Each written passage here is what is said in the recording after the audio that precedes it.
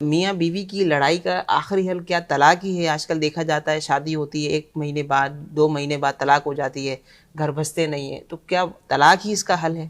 بالکل نہیں. طلاق یہ آخری اسٹیپ ہوتا ہے کہ جہاں جا کے پھر گھر کو توڑا جاتا ہے. حتی الامکان شریعت مطالعہ اسی بات کا حکم دیتی ہے کہ آپس میں صلح کی جائے. نکاح یہ صرف خواہشات کو پورا کرنے کا ذریعہ نہیں ہوتا. نکاح ایک مبارک عمل ہے اور اس کے ذریعے سے 2 خاندان آپس میں جڑ رہے ہوتے ہیں.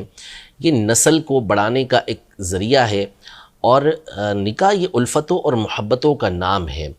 اصل مسئلہ یہ ہوتا ہے کہ تعلیمات دینیہ سے ہم لوگ دور ہوتے ہیں.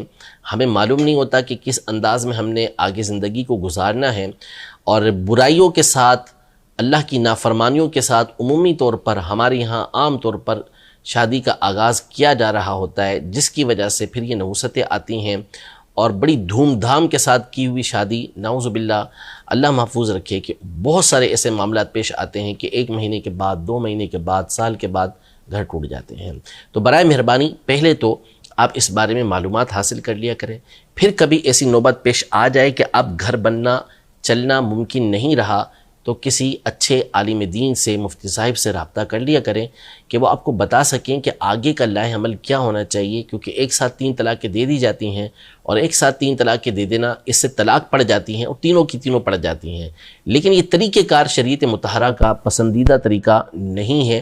پورا ایک طریقہ کار ہے کہ کس طرح آپ نے، اگر بالفرض نوبت ایسی آ گئی ہے تو کیا کرنا ہے.